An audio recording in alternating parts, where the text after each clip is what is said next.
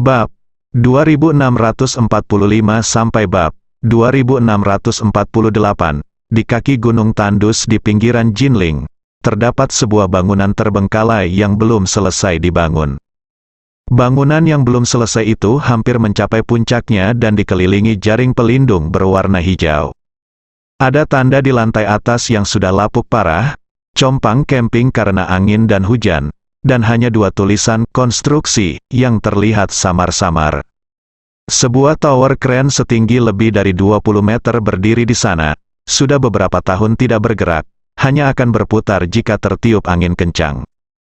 Saat ini, di lantai tertinggi gedung yang belum selesai ini, Pan Wei diikat ke bangku, tangannya diikat ke belakang, dan kakinya diikat berdampingan. Lantai beton pada bangunan yang belum selesai itu compang camping, dan di sebelahnya terdapat tumpukan pecahan kayu dan sedikit semen. Tak jauh dari semen, ada 4 orang.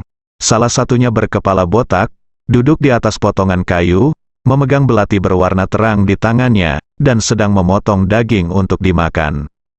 Kedua adik laki-lakinya berjongkok di sampingnya.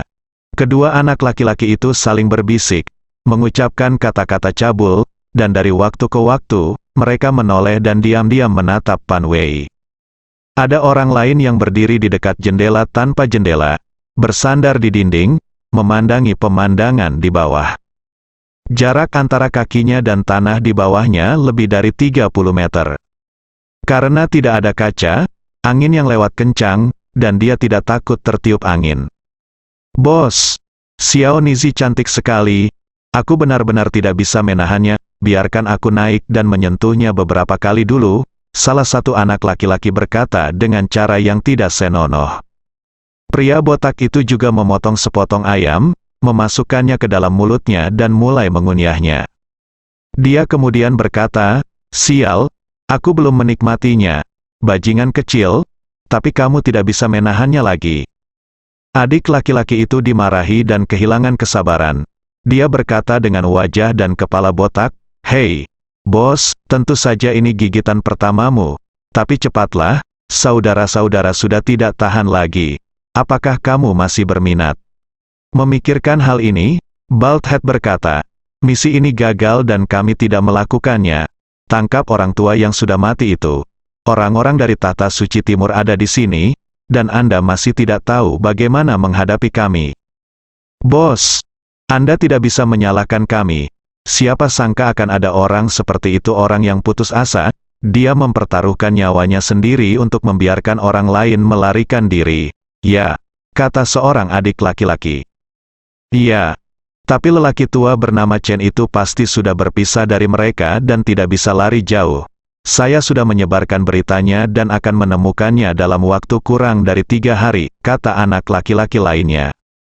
Pria botak itu akhirnya tenang dan kembali menggigit daging bebek.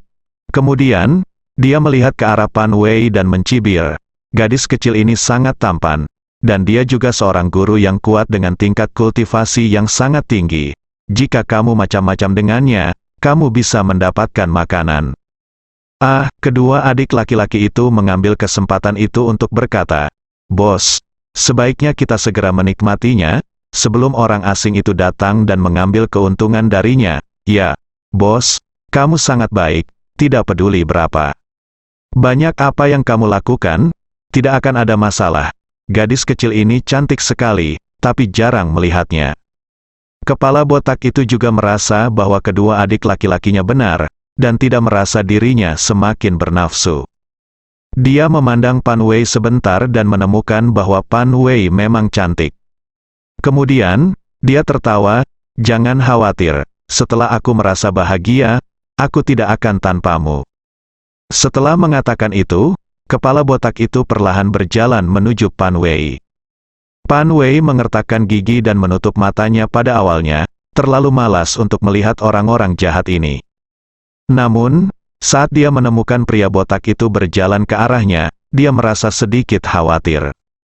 Pan Wei mengerutkan kening dan menjadi pucat. "Hehe, aku sungguh tidak menyangka gadis secantik itu bisa memiliki kemampuan seperti itu. Jangan khawatir, aku akan sangat mencintaimu," kata Baldhead. Kedua adik laki-laki di belakangnya juga memasang ekspresi malu di wajah mereka. "Menjauhlah dariku, orang tak tahu malu," Pan Wei mengutuk. "Hei, tegur aku, semakin kamu memarahiku, semakin bahagia aku suka wanita yang suci dan galak ini," kata Balhead. "Minggir, atau aku tidak akan bisa mengampunimu," Pan Wei melanjutkan. "Tak bisakah kau mengampuniku? Baiklah. Jangan memohon ampun karena pujianku nanti, aku akan membuatmu begitu bahagia jika saatnya tiba. Apa kau masih ingin tegar?" ucap pria botak itu dalam sebuah cara yang vulgar. Sambil mengatakan itu, pria botak itu mengulurkan tangan dan meraih kerah Pan Wei, membuat isyarat untuk merobeknya. Pan Wei sangat ketakutan hingga wajahnya menjadi pucat, dia terhuyung dan mencoba melarikan diri. Alhasil, yang terdengar hanya bunyi tusukan, dan pakaian pun sobek. Leher seputih salju Pan Wei dan separuh bahunya terlihat. Melihat kulitnya yang seputih salju dan mulus, mata Balhead dan kedua adiknya membelalak. Saat ini, misi apa yang diingat Balhead? Dia memandang Pan Wei dengan wajah keperakan, dan tidak sabar untuk mengambil pakaian Pan Wei di dalamnya. Saat ini, hanya embusan angin yang terdengar. Wajah anak laki-laki yang berdiri di bingkai jendela berubah dan dia berseru, "Seseorang." Sebelum dia bisa menyelesaikan kata-katanya, tiba-tiba sesosok muncul dan menendang anak laki-laki itu. Dia menendangnya langsung ke jendela di sisi lain, dia menabrak dinding sebelum berhenti.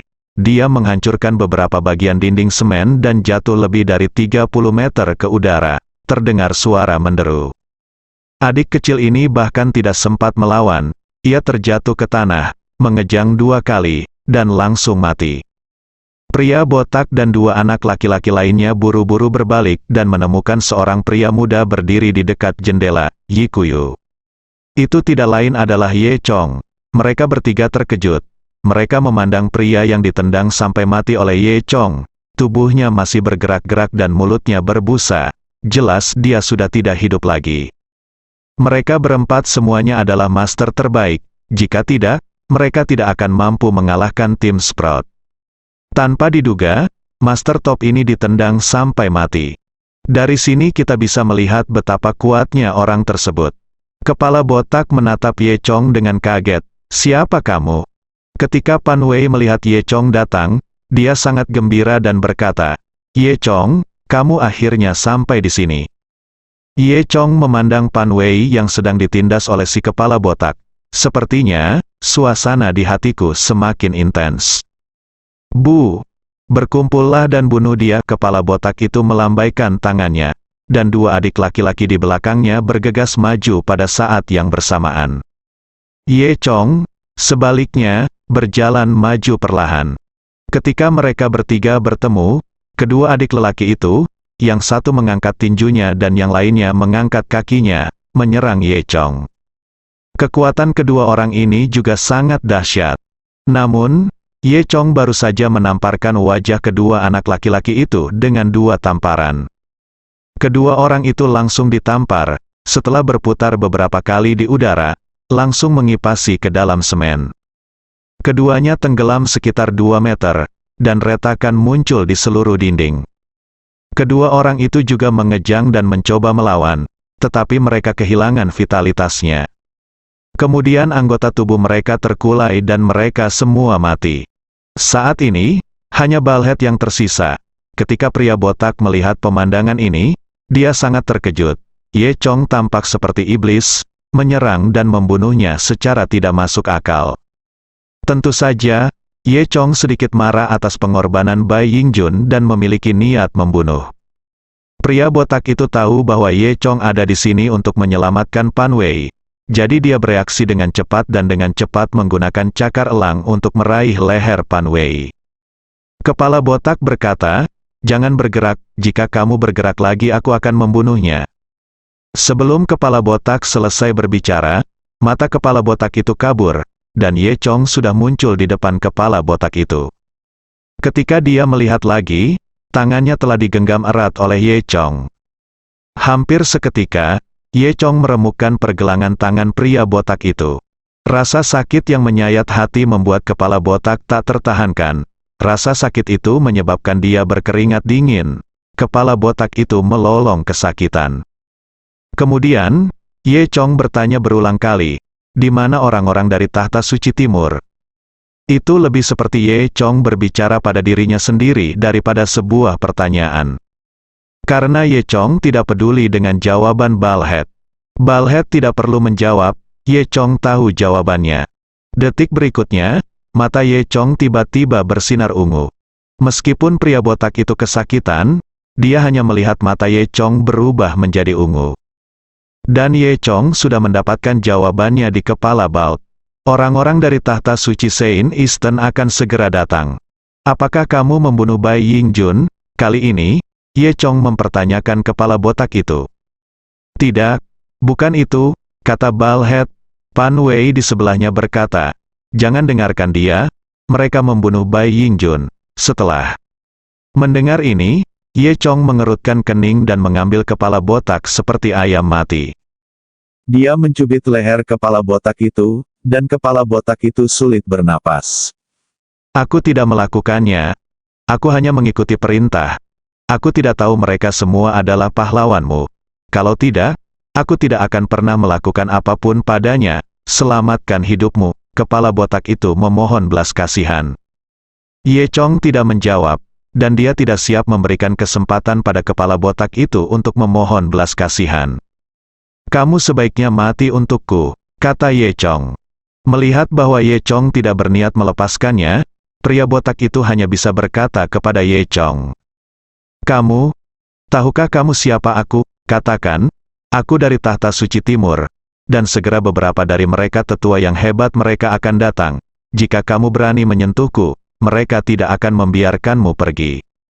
Sebelum pria botak itu menyelesaikan kata-katanya, Ye Chong hanya menjentikkan kepala botak itu seperti sampah, beberapa meter. Tubuh botak itu menghantam dinding semen dengan suara keras. Dan kepalanya yang botak langsung membentur dinding semen dan terlihat di luar tembok. Beberapa retakan muncul di dinding. Tubuh pria botak itu mengejang lalu mati. Kemudian, Ye Chong melepaskan ikatan Pan Wei. Bagaimana kabarmu? Apakah kamu baik-baik saja? Ye Chong bertanya dengan prihatin. Pan Wei menggelengkan kepalanya dan berkata, tidak ada yang serius. Untungnya, kamu datang tepat waktu. Ye Chong memeriksa tubuh Pan Wei dan menemukan bahwa dia hanya menderita beberapa luka dalam dan akan baik-baik saja setelah istirahat beberapa hari. Ye Chong memberi Pan Wei pil dan memastikan Pan Wei baik-baik saja, lalu dia merasa lega. Pan Wei menghela nafas panjang dan berkata, Ye Chong, untungnya kamu datang tepat waktu. Kalau tidak, aku akan mati. Namun, Bai Yingjun sudah mati dalam pertempuran. Ye Chong mengangguk dan berkata, aku sudah tahu apa terjadi. Jangan khawatir, aku akan membalaskan dendamnya. Kemudian, Ye Chong bertanya, ngomong-ngomong, apakah kamu tahu di mana Profesor Chen sekarang? Pan Wei menggelengkan kepalanya. Aku pernah tersesat bersamanya sebelumnya, dan saya tidak tahu sekarang. Tapi kabar baiknya adalah dia belum ditangkap oleh orang jahat. Tapi saya tidak tahu di mana tepatnya dia berada. Ye Chong mengangguk, lalu memanggil Zhu Jiayin dan meminta Zhu Jiayin untuk ayo jemput Pan Wei. Pan Wei berkata, saya baru saja mendengar apa yang dimaksud pria botak itu. Tampaknya sekelompok orang yang lebih berkuasa akan datang. Apa yang harus saya lakukan? Ye Chong mendengus dingin. Senang datang. Jika tidak, saya akan melakukannya. Pergi temukan mereka. Serahkan saja padaku. Ketika Zhu Jiayin datang, serahkan tugas menemukan Profesor Chen padanya. Kamu dapat beristirahat dengan tenang dan serahkan sisanya padaku. Pan Wei mengangguk. Mengetahui bahwa sekarang bukanlah yang terbaik waktunya pamer. Berkata, oke. Pada saat ini, mereka berdua tiba-tiba mendengar telepon seluler berdering. Saya mengambilnya dan melihat bahwa itu adalah ponsel Balk. Ide penelepon di ponselnya berbunyi, pemimpin tahta suci Set Timur. Ye Chong langsung menjawab telepon. Saya baru saja mendengar suara berdering di telepon. Bertanya dalam bahasa Mandarin yang terpatah-patah, bagaimana kabarnya? Apakah Anda sudah menemukan orang tua itu? Ye Chong merasa sedikit familiar saat mendengar suara itu, dia sudah menebak asal-usulnya. Tapi Ye Chong hanya bertanya dengan dingin, "Di mana kamu?" Orang-orang di tahta suci tidak mendengar apakah suara di telepon itu adalah pria botak itu sendiri. Lagi pula, mereka tidak begitu paham dengan bahasa Mandarin, bahkan mereka kurang begitu paham dengan balhead. Gadis sutra merah itu menjawab, "Kami berada di kereta berkecepatan tinggi. Kami akan segera turun, kirimkan saya lokasi Anda dan kami akan mencari Anda." Ye Chong berkata, "Tidak perlu, beri saya lokasi Anda dan saya akan pergi menemukanmu, kalian." Gadis dengan stoking sutra merah mengira pria botak itu datang untuk menyambut mereka, jadi dia tidak terlalu memikirkannya. Apa identitas mereka? Jika Anda tidak datang untuk menyambut mereka, bagaimana Anda bisa membuat mereka terlihat mulia? Setelah itu, gadis sutra merah mengirimkan lokasinya ke Ye Chong melalui ponselnya. Ye Chong melihat lokasinya, mematikan teleponnya dan bersiap untuk pergi tanpa mengucapkan sepatah kata pun.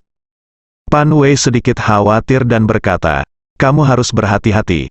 Ye Chong mengangguk dan berkata, "Jangan khawatir." Kemudian, Ye Chong meminta Pan Wei untuk menunggu Zhu Jiayin di sini, sementara dia berangkat sendirian, bersiap untuk membunuh orang, dibungkam. Kemudian di lain waktu, gadis sutra merah meletakkan teleponnya, dan dalam beberapa menit, kereta berkecepatan tinggi berhenti. Pria yang dingin, pria kulit hitam yang kuat, dan wanita dengan stoking sutra merah turun dari kereta berkecepatan tinggi. Mereka tidak naik taksi, melainkan langsung menuju tempat terbuka di sebelah rel kereta api berkecepatan tinggi. Ruang terbuka di sebelah rel kereta api adalah hutan belantara yang luas.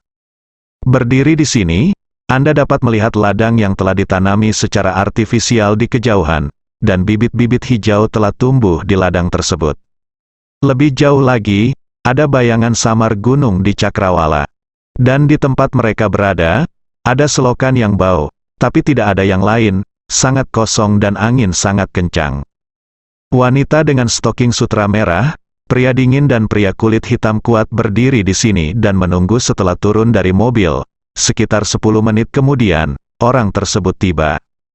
Mereka awalnya mengira orang yang datang adalah orang botak yang datang menjemput mereka. Namun mereka tidak menyangka bahwa orang yang menunggu mereka bukanlah pria botak, melainkan orang yang mereka kenal, Ye Chong. Ketika mereka melihat Ye Chong lagi, ketiga wanita dengan stoking sutra merah tercengang. Mereka tidak menyangka akan bertemu Ye Chong lagi saat ini. "Anak ini memang hidup," kata gadis sutra merah. Namun, ketika Ye Chong melihat mereka bertiga, dia tidak terlihat terlalu bingung, karena dia baru saja mendengar suara wanita sutra merah dari telepon. Kenyataannya memang seperti ini, tapi kali ini, kekuatan Ye Chong tidak lagi seperti dulu. Tapi jelas bahwa ketiga orang ini tidak menyadari perubahan Ye Chong. Ketika mereka bertiga melihat Ye Chong, mereka sangat iri sebagai musuh. Karena jika Ye Chong tidak menghalangi sebelumnya, misi Sudo Grandmaster yang mereka laksanakan sebelumnya tidak akan gagal, dan akibatnya mereka menjadi bahan tertawaan tahta suci. Seperti yang diharapkan, kalian bertiga, Ye Chong memandang mereka bertiga dan berkata dengan dingin, "Nak, aku membiarkanmu melarikan diri terakhir kali.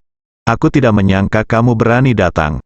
Sepertinya kamu benar-benar bosan hidup." Pria dingin itu berkata, "Kali ini, kamu pasti akan mati." Tapi Ye Chong adalah hanya dingin. Dia menjawab, "Tidak pasti siapa yang akan mati hari ini." Melihat sikap tenang Ye Chong Ru, jika itu adalah orang biasa, dia akan benar-benar ketakutan. Namun, Colt Man dan Ye Chong pernah bertarung satu sama lain sebelumnya. Dia mengetahui kekuatan Ye Chong dengan baik dan tahu bahwa Ye Chong tidak bisa menjadi lawannya. Bahkan jika Ye Chong telah meningkat, tampaknya kekuatannya telah meningkat banyak, tapi seberapa banyak yang bisa dia tingkatkan dalam waktu singkat ini? Oleh karena itu, pria dingin itu secara alami tidak percaya bahwa Ye Chong menjadi lebih kuat darinya dalam waktu sesingkat itu, jadi dia tetap percaya diri. Dia sama sekali tidak menganggap serius Ye Chong. "Nak, aku membiarkanmu melarikan diri secara kebetulan terakhir kali, tapi kali ini kamu pasti akan mati," kata pria dingin itu. Sialan, kenapa kamu berbicara begitu banyak omong kosong padanya? Biarkan aku membunuhnya dulu. Pria kulit hitam pemarah itu berteriak dan bergegas maju lebih dulu. Kekuatan pria kulit hitam yang kuat ini sedikit lebih rendah dari pria dingin, tapi dia tetaplah pria super kuat yang mendekati Earth Immortal setengah langkah. Hanya saja kekuatan semacam ini tidak cukup di depan Ye Chong. Dalam sekejap mata, pria kulit hitam yang kuat itu tiba di depan Ye Chong. Akibatnya, sebelum dia bisa mengambil tindakan, dia ditampar oleh Ye Chong. Pria kulit hitam yang kuat itu seperti bola hitam dan tersingkir oleh Ye Chong. Dia berguling 2 kali di udara sebelum jatuh ke tanah. Begitu pria kulit hitam yang kuat itu mendarat, Ye Chong sudah bergerak dan dekat dengannya. Lalu, tanpa ragu, Ye Chong menginjak dada pria kulit hitam yang kuat itu. Pria kulit hitam yang kuat itu bahkan tidak punya waktu untuk bereaksi. Tubuhnya yang tingginya hampir 2 meter dikejutkan oleh kaki Ye Chong, dan dadanya roboh. Pria kulit hitam yang kuat itu merasa seolah-olah ada palu berat yang jatuh dari langit dan mengenai dadanya. Tanah tempat pria kulit hitam kuat itu terbaring tenggelam lebih dari 10 cm. Kemudian, mata pria kulit hitam itu menjadi gelap, dan dia jelas tidak dapat bertahan hidup. Keduanya baru saja melakukan kontak, dan Ye Chong mengambil nyawa pria kulit hitam itu tanpa ampun. Jelas, Ye Chong siap membunuh orang-orang tahta suci timur. Gadis berbaju sutra merah menunjukkan ekspresi terkejut saat dia melihat Ye Chong membunuh pria kulit hitam yang kuat itu begitu dia muncul. Gadis sutra merah berkata kepada pria dingin itu, "Bos, budidaya anak ini tampaknya menjadi lebih kuat." Wajah pria dingin itu juga sedikit berubah saat ini, dan dia menatap Ye Chong dengan tidak percaya. Seharusnya tidak, sudah berapa lama? Bagaimana dia bisa menjadi begitu kuat? Sungguh sulit dipercaya, pria dingin itu berpikir dalam benaknya. Namun, meski terkejut, pria dingin itu tidak menunjukkan rasa khawatir. Karena pria dingin itu sangat percaya diri, bahkan jika Ye Chong menjadi lebih kuat, dia tidak bisa menjadi lawannya. Bagaimanapun, dia mengalahkan Ye Chong terakhir kali dan tidak mampu melawan. Bagaimana Ye Chong bisa memberontak hanya dalam beberapa hari? Setelah Ye Chong membunuh pria kulit hitam yang kuat itu, dia tidak berhenti sama sekali dan menuju ke arah pria dingin itu. Ekspresinya tidak berubah sama sekali, seolah yang baru saja dia bunuh hanyalah seekor anjing. Gadis sutra merah melihat Ye Chong mendekat selangkah demi selangkah, dan tubuhnya masih memancarkan aura pembunuh yang tak ada habisnya. Sesaat, gadis dengan stoking sutra merah menjadi ketakutan. Dia memandang pria dingin itu dengan cemas dan bertanya, "Bos, apa yang harus kita lakukan sekarang? Anak ini sepertinya penuh dengan niat membunuh yang tak ada habisnya." Pria dingin itu hanya mendengus dingin dan berkata, "Niat membunuh yang tak ada habisnya lagi, bagaimana dengan itu? Mungkinkah niat membunuh itu cukup untuk membunuh orang?" Saat dia berbicara, Ye Chong sudah berjalan mendekati pria dingin itu. Pria dingin itu menatap Ye Chong, langsung mencibir, dan berkata, "Wah, aku tidak menyangka kamu bisa meningkatkan kekuatanmu dalam waktu sesingkat itu. Benar-benar ada sesuatu, tapi kamu berpikir seperti ini sebelum." Dia selesai berbicara, Ye Chong tiba-tiba meninju. Pukulannya begitu cepat bahkan pria dingin itu tidak bereaksi sama sekali. Yang terakhir langsung ditinju di dada oleh Ye Chong. Pria dingin itu justru berkata, "Wow," dan mengeluarkan seteguk darah. Dia dipukul mundur beberapa langkah oleh Ye Chong. Gadis dengan stoking sutra merah di sebelahnya tercengang saat melihat adegan ini. Dia tidak menyangka pria dingin itu bisa ditolak oleh Ye Chong. Dan pria dingin itu benar-benar tidak menyangka Ye Chong akan menjadi begitu kuat. Dia sangat marah, dan dengan suara cang-celang, dia menghunus pedang panjang di tangannya.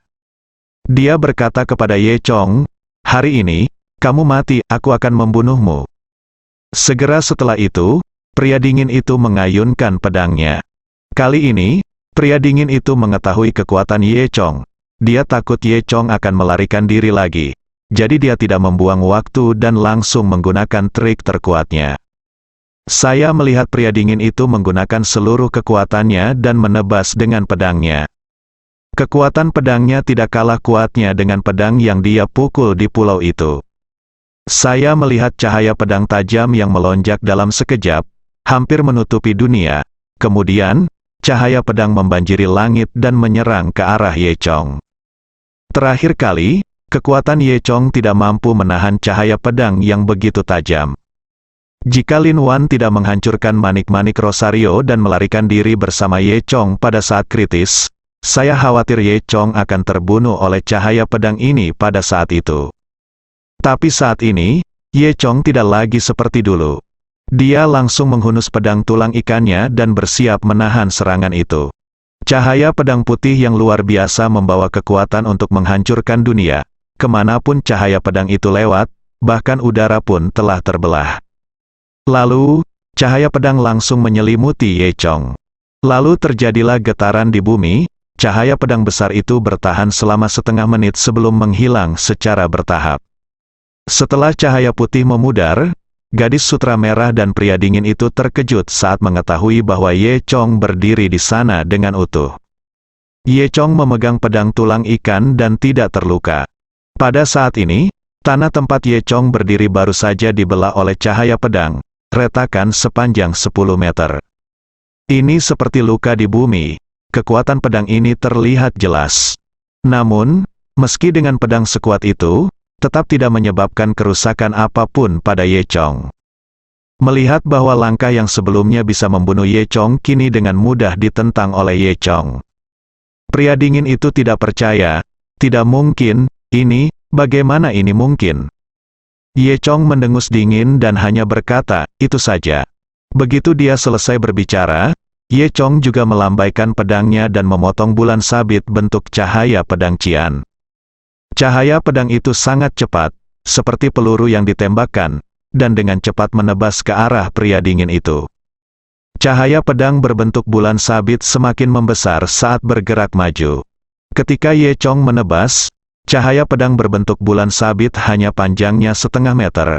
Tetapi ketika cahaya pedang mencapai pria dingin itu, cahaya pedang telah tumbuh sekitar 10 meter panjangnya. Pria dingin itu tidak menyangka serangan balik Ye Chong akan begitu sengit dan cepat. Dia belum siap secara mental, tapi bagaimanapun juga, pria dingin itu adalah penguasa negeri dongeng terestrial. Dia bereaksi sangat cepat dan segera mengangkat pedangnya. Kemudian, hanya terdengar suara ledakan dan lampu pedang hijau meledak. Lampu pedang hijau meledak, meledakkan udara dalam radius 10 km. Gelombang udara besar menyebar ke segala arah terlihat dengan mata telanjang. Bahkan gadis dengan stoking sutra merah yang berdiri di belakang pria dingin itu harus segera mengerahkan energinya untuk menahan serangan Ye Chong yang sangat kuat.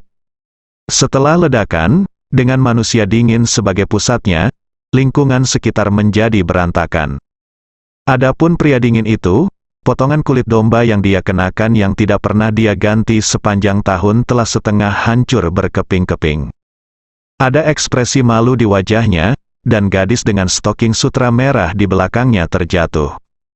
Kekuatan pedang Ye Chong begitu kuat sehingga gadis sutra merah itu bangkit dari tanah dan terkejut. Bos, bagaimana ini mungkin? Bagaimana anak ini bisa menjadi begitu kuat dalam waktu sesingkat itu sehingga dia bahkan bukan lawan kita lagi, kata gadis sutra merah. Pria dingin itu tidak berbicara, tetapi menatap Ye Chong dengan dingin, penuh kebencian di hatinya. Di tahta suci Saint Easton, ia merupakan pemimpin tim aksi ketiga. Bisa dikatakan kekuatan tahta suci Saint Easton juga di atas rata-rata. Saat bertarung melawan orang lain di luar, saya jarang menderita kerugian sebesar itu. Hari ini, dia menderita kerugian besar di tangan mantan jenderalnya yang kalah. Bagaimana mungkin orang yang dingin tidak marah? Dia berteriak, sudah menjadi sedikit gila, dibutakan oleh amarah. Apa-apaan ini? Terus kenapa? Kupikir kamu sudah membuat beberapa kemajuan, tapi aku tidak bisa melakukan apapun padamu. Pria dingin itu berkata dengan marah. Aku harus membunuhmu hari ini. Saat dia mengatakan itu, pria dingin itu meraung, dan dengan mata telanjang terlihat tubuhnya berangsur-angsur membesar, dan kulitnya juga sedikit bersinar dengan cahaya lavender. Tampaknya pria dingin itu sedang membakar esensi hidupnya sendiri. Melihat adegan ini, Ye Chong dan gadis Hongxi sama-sama tahu apa yang akan dilakukan pria dingin itu. Pria dingin itu bersiap untuk membakar esensi hidupnya untuk meningkatkan kekuatannya sementara, dan kemudian bertarung hidup dan mati dengan Ye Chong. Namun walaupun hal ini dapat meningkatkan kekuatannya bahkan meningkatkan levelnya sebanyak 1 peringkat, hal tersebut hanya bersifat sementara. Jika nyawanya habis maka seluruh orang akan mati. Ketika gadis sutra merah melihat pemandangan ini, dia tidak bisa menahan rasa takutnya. Pria dingin itu belum pernah dihina seperti ini sebelumnya, dan dia belum pernah dikalahkan. Namun, pada saat ini, dia dikalahkan di tangan Ye Chong. Dia merasakan rasa malu yang begitu kuat sehingga dia punya ide untuk melakukannya, mati bersama. Bahkan jika dia dan Ye Chong mati bersama, dia tetap akan mengalahkan Ye Chong. Anda tidak akan pernah membiarkan siapapun mengalahkan Anda. Ye Chong juga bisa mendeteksi perubahan pada pria dingin itu. Kekuatan di dalam tubuh pria dingin itu meningkat dengan cepat. Awalnya, manusia dingin hanyalah tanah abadi Zhoutian kecil. Tetapi setelah peningkatan seperti itu, kekuatan manusia dingin terus meningkat, terlihat dengan mata telanjang, dan telah menjadi dewa tanah dengan kekuatan Zhoutian besar. Jika murni dari segi kekuatan, pria dingin saat ini jelas telah melampaui Ye Chong. Saat ini, wajahnya benar-benar kehilangan ketenangan biasanya. Wajahnya berubah total menjadi ekspresi marah. Mata pria dingin itu berubah menjadi merah darah. Dia menatap Ye Chong dengan marah, dan berkata dengan dingin. Saya tidak menyangka akan ada master seperti itu di Tiongkok. Ini benar-benar mengejutkan saya. Tetapi Anda, Nak, Anda telah merusak perbuatan baik saya beberapa kali dan berani menghinaku. Hari ini, demi kehormatan keluarga Jax, aku tidak akan pernah membiarkanmu, bahkan jika aku mati bersamamu hari ini, aku akan membunuhmu. Wah, lihat kali ini kamu belum mati belum, pria dingin itu berkata. Dia menggumamkan kata-kata, mengayunkan pedang, dan kemudian mengumpulkan semua energi di tubuhnya dan memusatkannya pada pedang. Mati, pria dingin itu berteriak pada Ye Chong, dan menggunakan gerakan yang sama lagi, menebas dengan pedangnya, cahaya pedang menutupi langit. Namun, kekuatan serangan ini bahkan lebih dahsyat. Saat pedangnya jatuh, cahaya pedang putih yang sepertinya datang dari langit tiba-tiba muncul dan menebas ke arah Ye Chong. Ye Chong sedikit mengernyit, merasakan kekuatan kuat dari pihak lain, dan kali ini dia menjadi serius. Dalam sekejap mata, cahaya pedang putih sekali lagi menyerang Ye Chong seperti naga raksasa yang jatuh dari langit. Ye Chong mengangkat pedang tulang ikan secara horizontal, berteriak pelan, dan menggunakan pedang tulang ikan sebagai tulang dan menggunakan energi naga dan phoenix untuk memadatkan perisai melingkar berdiameter 2 meter di atas kepalanya. Lalu, hanya terdengar ledakan keras, dan cahaya pedang putih menghantam perisai Ye Chong. Tabrakan kedua kekuatan tersebut mengguncang bumi, menyebabkan seluruh bumi bergetar. Adapun konfrontasi antara dua dewa tanah yang kuat, jelas gadis sutra merah tidak tahan. Dia langsung terjatuh ke tanah lagi setelah kekuatan itu. Pedang pria dingin itu begitu ganas hingga kembali membuka celah di tanah. Retakan kali ini bahkan lebih besar dari yang tadi. Kedua retakan tersebut hampir berdampingan, seolah-olah ada yang membuat dua luka di kulit bumi, terlihat sangat mengagetkan. Ketika dia melihat lagi, ada seseorang yang berdiri di samping celah yang mengejutkan itu adalah Ye Chong. Hanya area di bawah kaki Ye Chong yang tidak terbelah menjadi retakan, dan lubang kecil terpotong dari retakan tersebut. Melihat Ye Chong aman dan sehat kembali, pria dingin itu benar-benar terkejut. Bagaimana ini mungkin? Dia siap membakar hidupnya dan mati bersama Ye Chong. Bukankah ini cukup? Pria dingin itu tidak bisa mempercayainya. Mungkinkah Ye Chong benar-benar menjadi begitu kuat dalam waktu singkat? Itu saja, Ye Chong memiliki ekspresi jijik di wajahnya, dan nadanya penuh dengan penghinaan.